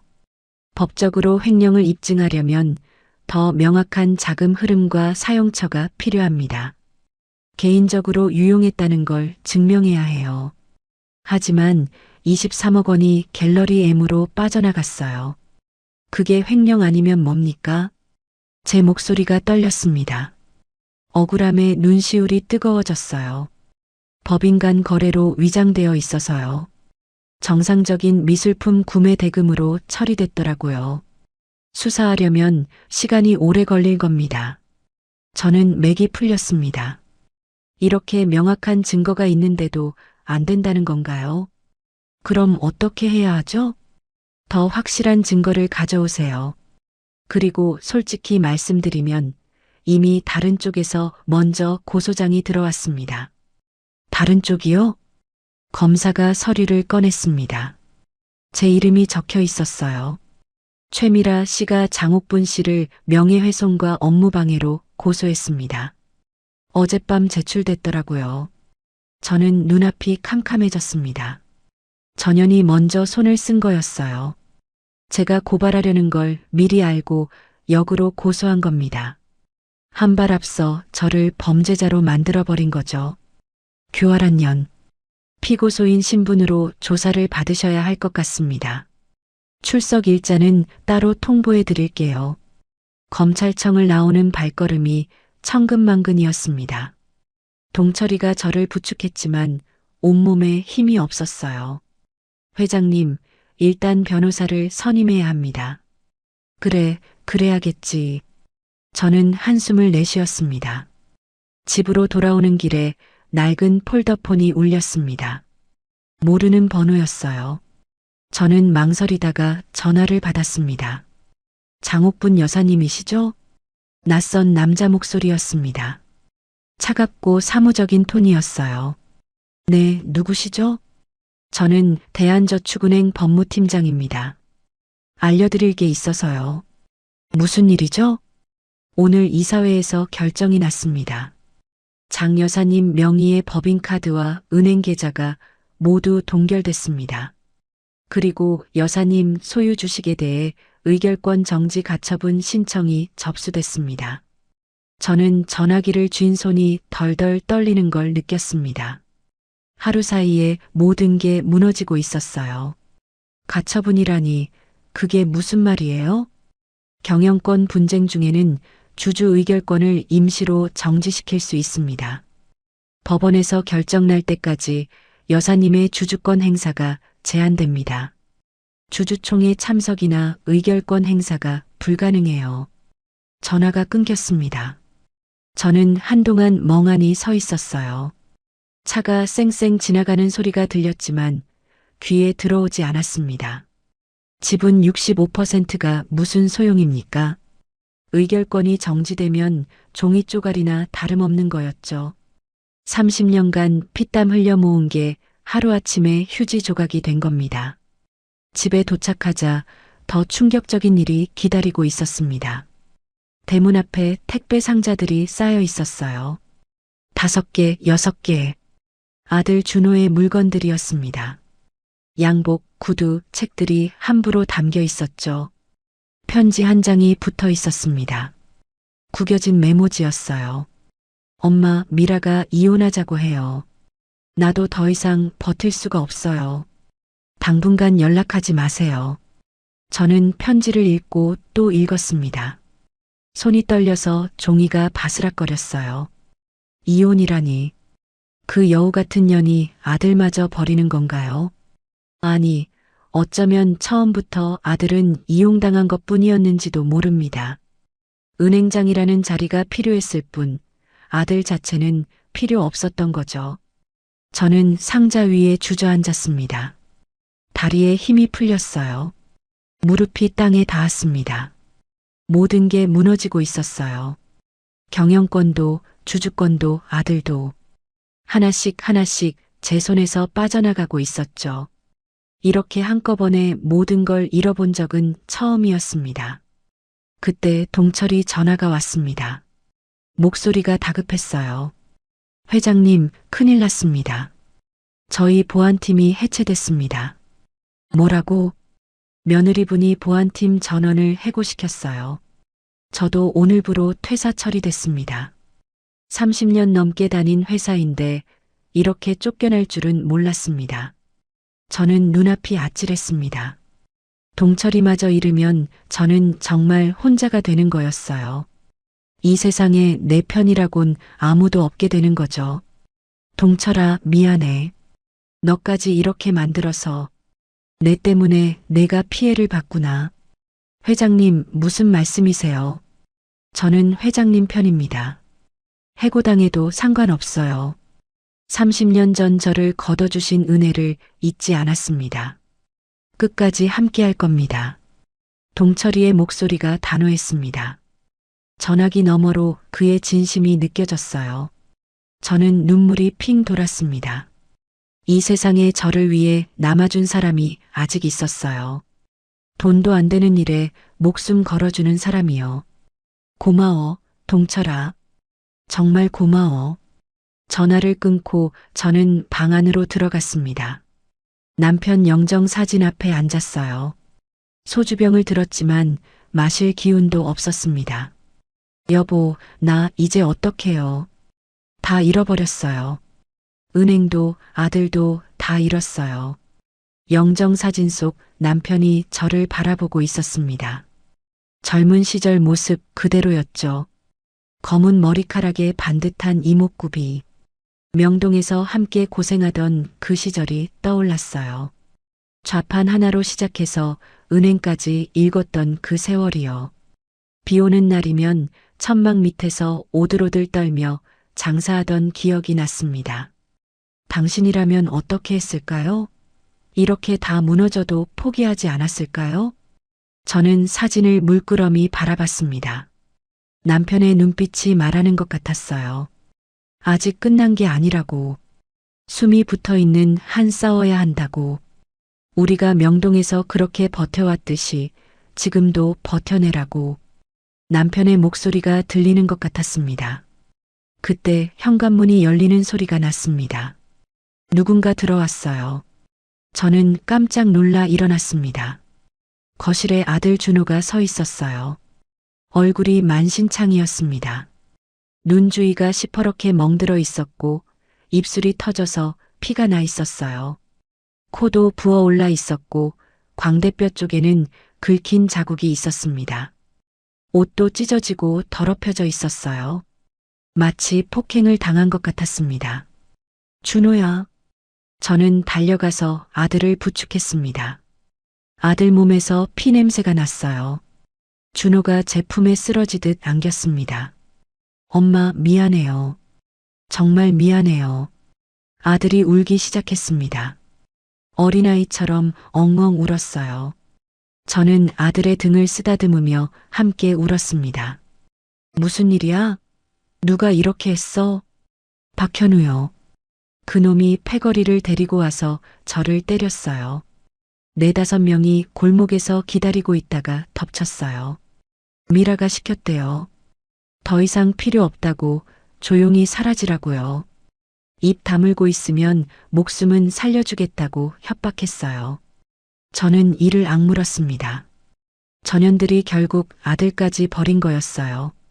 처음부터 준호는 그저 이용당한 것뿐이었습니다.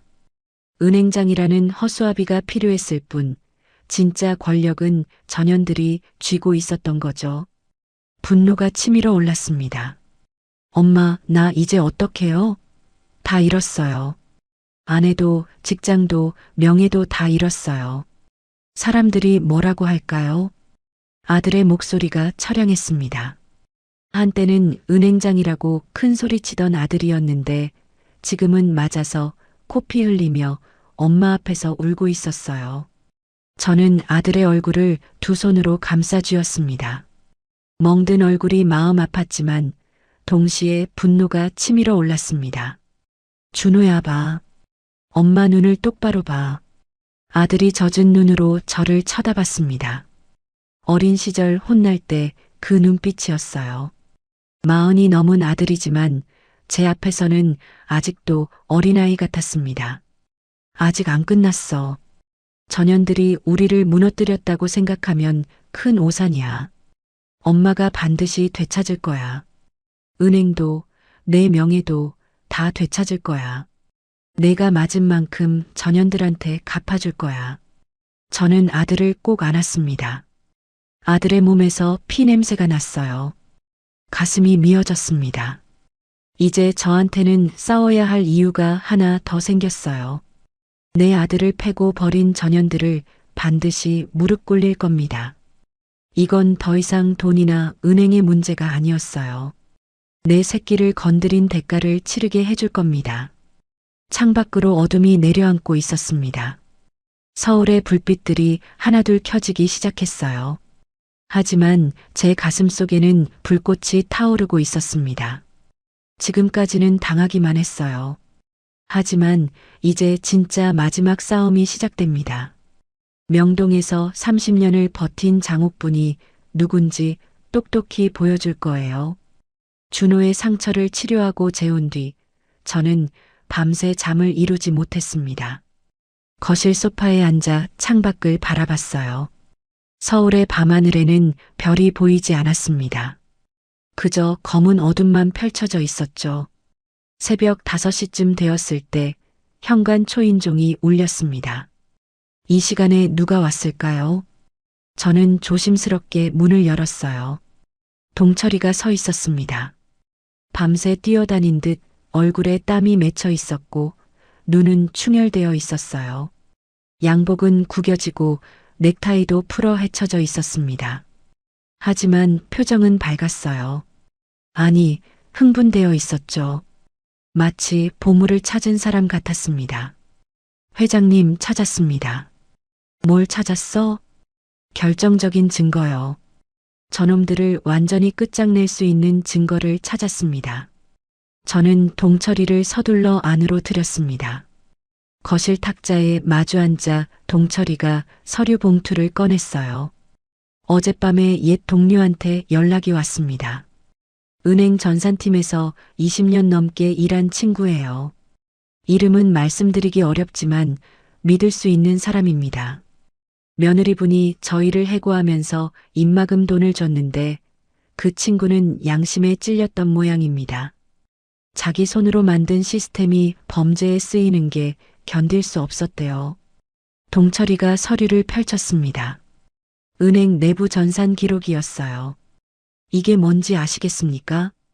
저는 서류를 들여다봤습니다. 숫자와 날짜가 빼곡히 적혀 있었어요. 하지만 무슨 뜻인지 알 수가 없었습니다.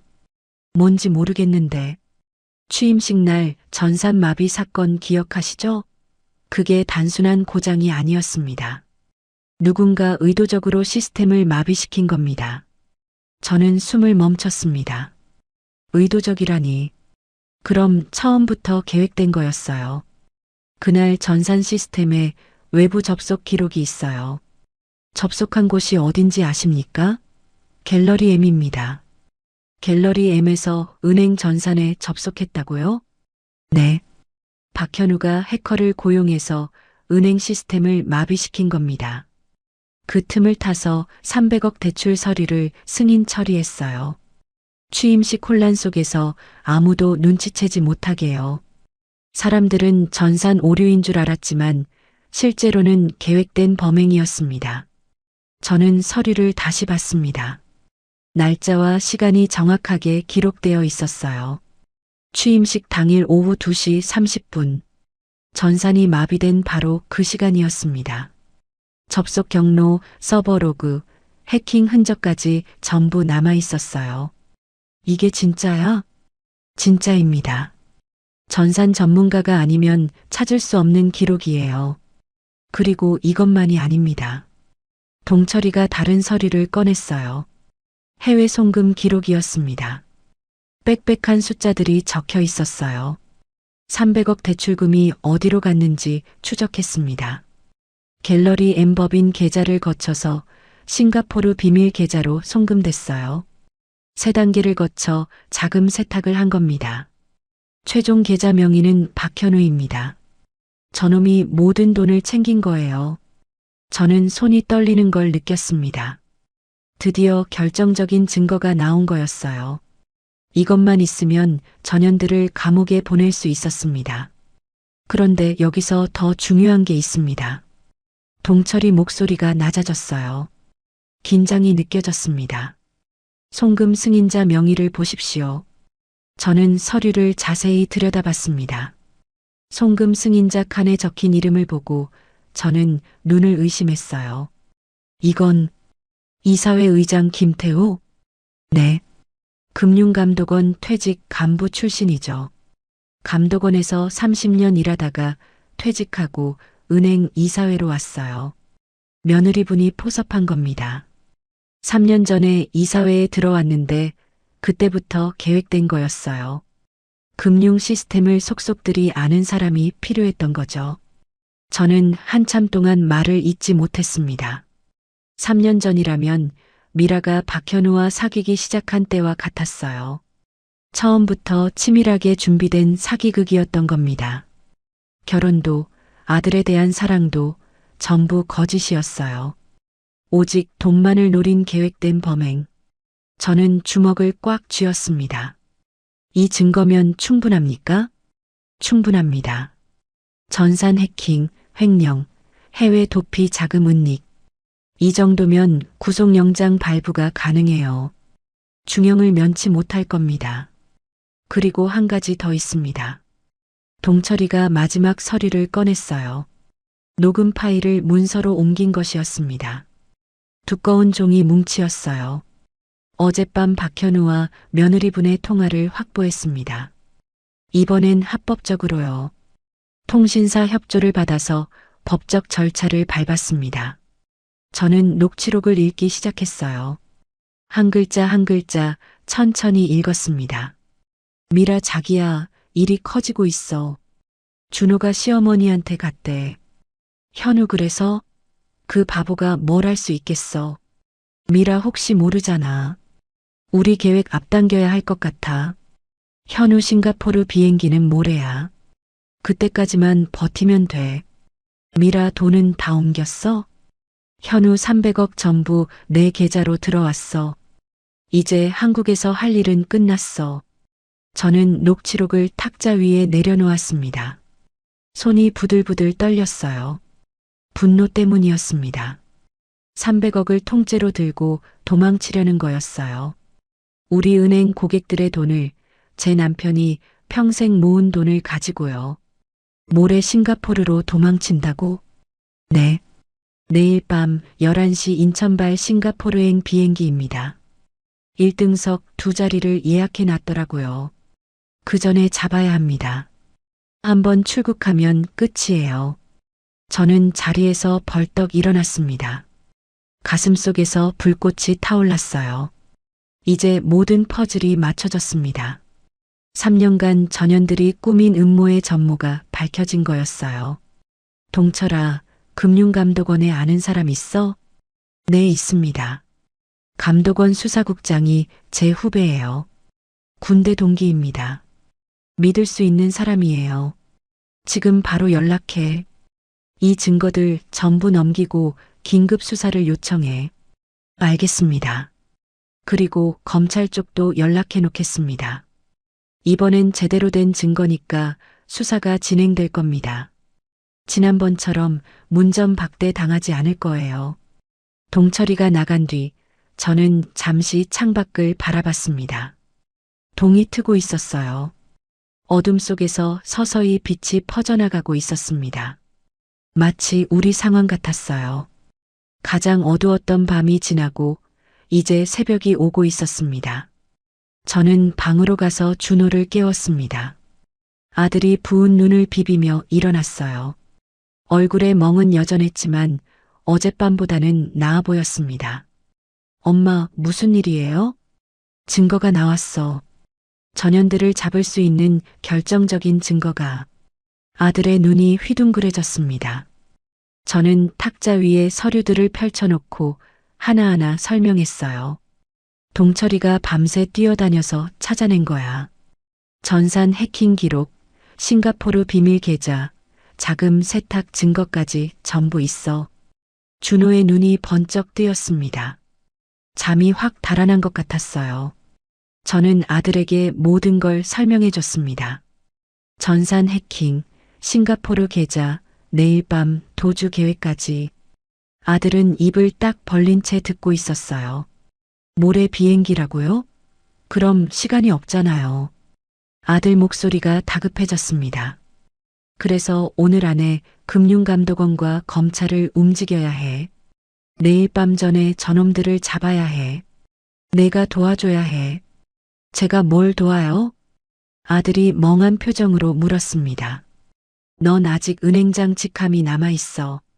내부 고발자로 나서면 수사에 힘이 실릴 거야. 내가 직접 진술하면 저놈들이 빠져나갈 구멍이 없어져. 준호가 잠시 망설였습니다. 두려움이 얼굴에 스쳤어요. 하지만 이내 고개를 끄덕였습니다. 알겠어요, 엄마. 제가 할 수 있는 건 다 할게요. 저도 전현한테 당한 게 있으니까요. 이 멍든 얼굴이 증거잖아요. 아들이 멍든 얼굴로 웃었습니다. 처량했지만 그 눈빛에는 결의가 담겨 있었어요. 오랜만에 보는 아들다운 모습이었습니다. 오전 10시 저는 금융감독원 앞에 섰습니다. 여의도 빌딩 숲 사이로 웅장한 건물이 보였어요. 동철이와 준호가 양옆에 있었습니다. 손에는 두꺼운 서류 봉투가 들려 있었어요. 바람이 불어와 머리카락을 흩날렸지만 저는 꿋꿋이 서 있었습니다. 가자. 저는 힘차게 첫걸음을 내딛었습니다. 이제 마지막 싸움이 시작되는 거였어요.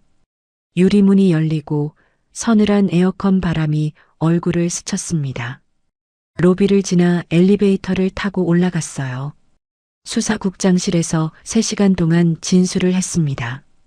모든 증거를 제출하고 처음부터 끝까지 설명했어요. 제 목소리가 쉬어갔지만 멈추지 않았습니다. 수사국장은 서류를 검토하더니 얼굴이 굳어졌어요. 한참을 들여다보다가 고개를 들었습니다. 이 정도면 긴급 체포영장 청구가 가능합니다. 오늘 밤 안에 움직이겠습니다. 출국 금지 조치도 즉시 내리겠습니다. 저는 그 말을 듣고 눈물이 핑 돌았습니다. 드디어 전현들을 잡을 수 있게 된 거였어요. 며칠간의 고통이 한꺼번에 밀려오는 것 같았습니다. 금융감독원을 나오면서 저는 하늘을 올려다봤습니다. 구름 사이로 햇살이 비치고 있었어요. 오랜만에 보는 햇빛이었습니다. 따스한 기운이 얼굴을 감쌌어요. 엄마, 이제 정말 끝나는 거예요? 준호가 물었습니다. 저는 아들의 손을 꼭 잡았어요. 아들 손이 차가웠습니다. 긴장한 게 느껴졌어요. 하지만 저도 마찬가지였습니다. 아직 안 끝났어. 전현들이 철창에 들어가는 걸 눈으로 봐야 끝나는 거야. 그리고 우리 은행도 되찾아야 해. 저는 주먹을 꽉 쥐었습니다. 내일이면 모든 게 결판납니다. 명동에서 30년을 버틴 장옥분의 마지막 승부가 시작되는 거예요. 이번엔 절대 지지 않을 겁니다. 전현들이 빼앗아간 모든 것을 되찾을 거예요. 은행도, 명예도, 아들의 미래도요. 그날 밤 10시 저는 인천공항으로 향했습니다. 동철이가 운전하는 차 안에서 저는 창밖을 바라봤어요. 고속도로 가로등 불빛이 쏜살같이 스쳐 지나갔습니다. 심장이 두근거렸어요. 오늘 밤이 모든 것의 끝이었습니다. 공항에 도착하니 금융감독원 수사관들과 검찰 수사관들이 이미 와 있었어요. 양복 차림의 남자들 10댓 명이 출국장 입구를 둘러싸고 있었습니다. 형광등 불빛 아래 그들의 표정이 굳어 있었어요. 저는 멀리 떨어진 벤치에 앉아 그 광경을 지켜봤습니다. 손에 땀이 차올랐어요. 밤 10시 40분 미라와 박현우가 나타났습니다. 두 사람은 선글라스를 끼고 모자를 눌러 쓴 채 캐리어를 끌고 있었어요. 명품 가방에 고급 코트. 마치 여행을 떠나는 연인처럼 보였죠. 300억을 들고 유유히 빠져나가려는 거였어요. 저는 이를 악물었습니다. 전현들이 저렇게 당당하게 걸어가고 있었습니다. 출국 심사대 앞에서 수사관들이 움직였어요. 4~5명이 한꺼번에 두 사람을 에워쌌습니다. 최미라 씨, 박현우 씨, 특정경제범죄가중처벌법 위반 혐의로 긴급 체포합니다. 수사관이 영장을 내밀었습니다.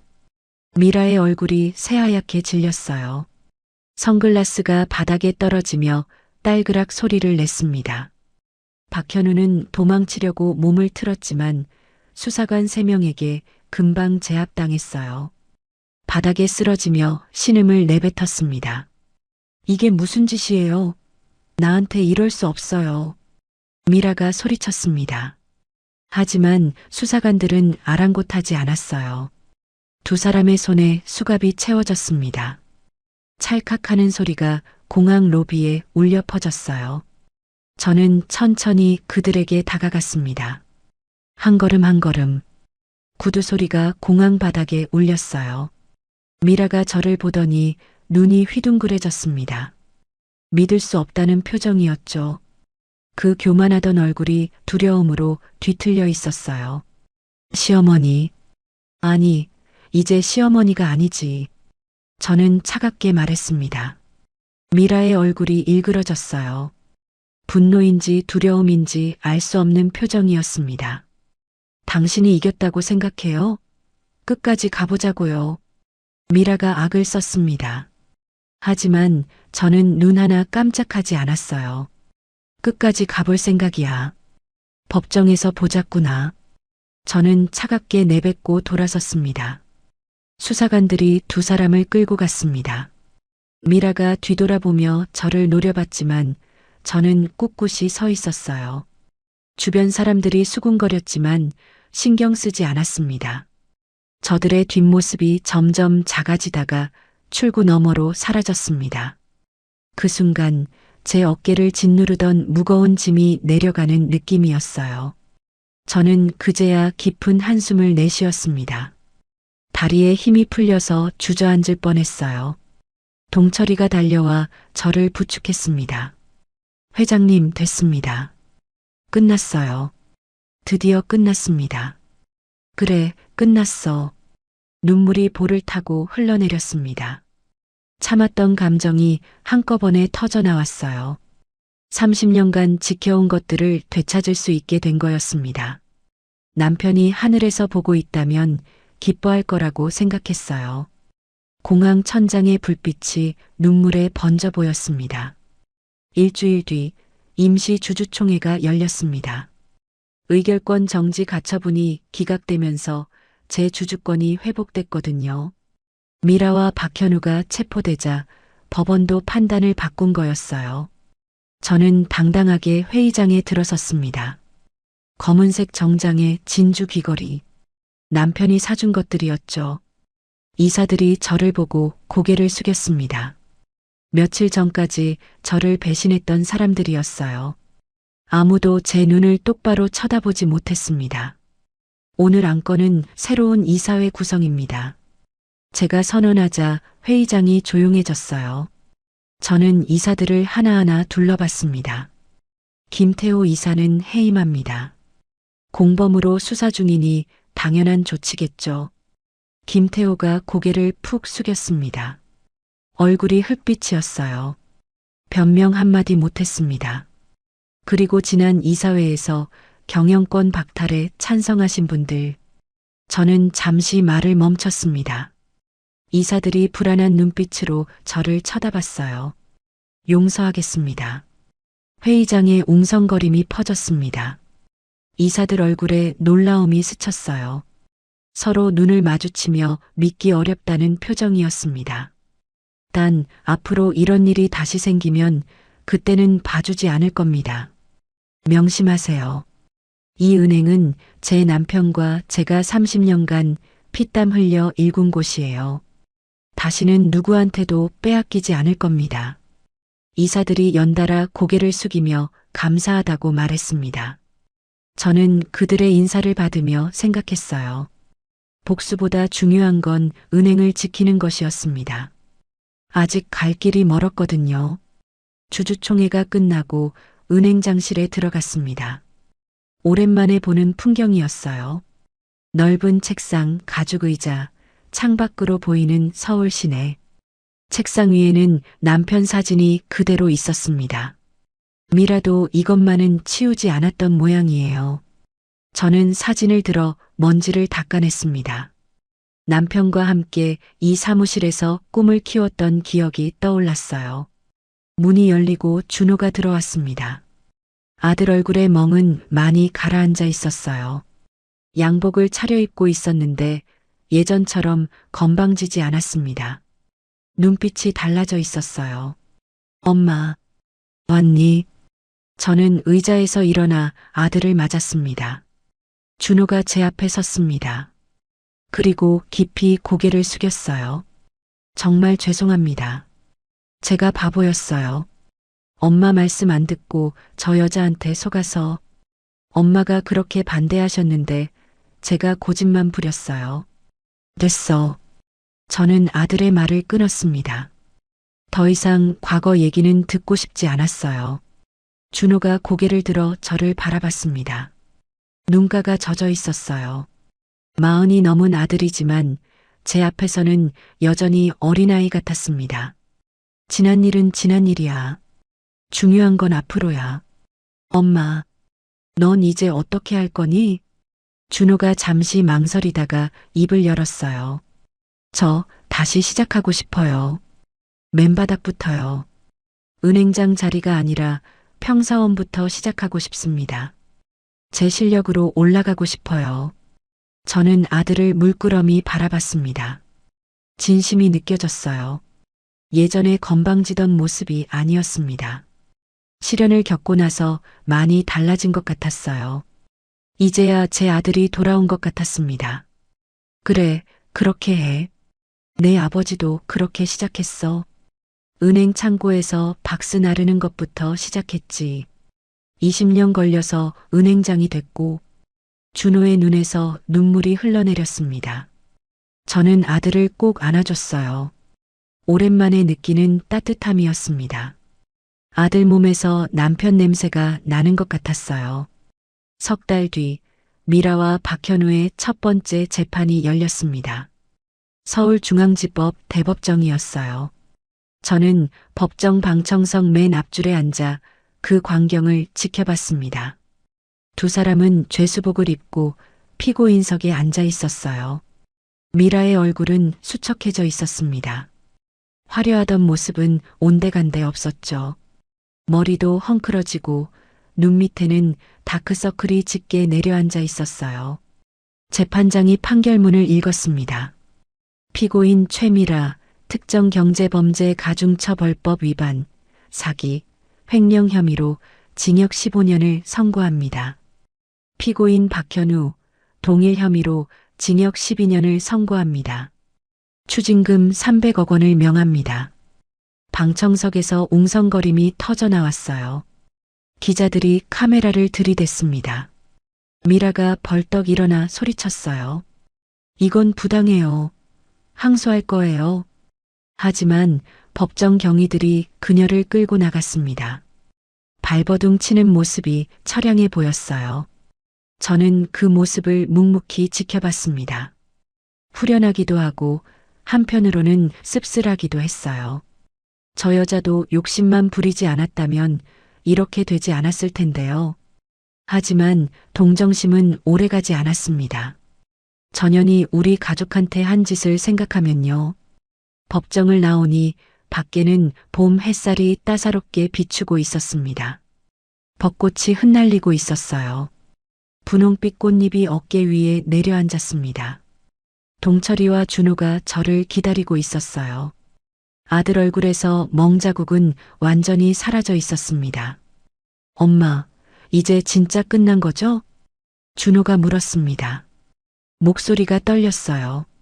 저는 아들의 손을 꼭 잡았습니다. 따뜻한 손이었어요. 이 손으로 다시 시작하면 됩니다. 저는 고개를 끄덕였습니다. 그래, 이제 진짜 끝났어. 우리가 이겼어. 저는 하늘을 올려다봤습니다. 맑고 푸른 하늘이었어요. 구름 한 점 없이 맑았습니다.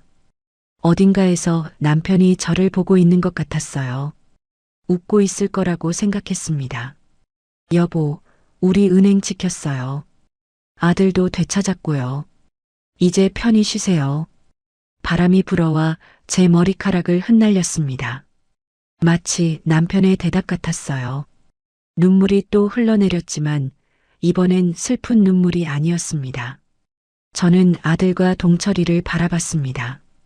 내 편이 되어준 사람들이었어요. 이제 새로운 시작이었습니다. 명동에서 30년을 버틴 장옥부는 끝나지 않았어요. 아니, 이제부터가 진짜 시작입니다. 은행을 더 키워야 하고 아들을 제대로 된 후계자로 키워야 해요. 할 일이 산더미처럼 많았습니다. 73 노인이 뭘 할 수 있겠냐고요? 글쎄요, 저는 아직 할 일이 많답니다. 나이는 숫자에 불과해요. 마음만 먹으면 뭐든 할 수 있습니다. 명동 좌판에서 시작해 은행까지 일군 여자예요. 이 정도 시련쯤이야 아무것도 아니었습니다. 저는 아들과 동철이의 팔짱을 끼고 걸어갔습니다. 세 사람의 발걸음이 가벼웠어요. 벚꽃잎이 우리 위로 흩날렸습니다. 새로운 봄이 시작되고 있었어요. 오늘의 사연 어떠셨나요? 사연이 마음에 닿았다면 더 좋은 사연으로 찾아뵐 수 있도록 구독과 좋아요를 눌러주세요. 그리고 사연의 주인공을 위한 따뜻한 말씀도 댓글로 부탁드립니다. 여러분의 오늘을 응원합니다. 인생 소풍이었습니다.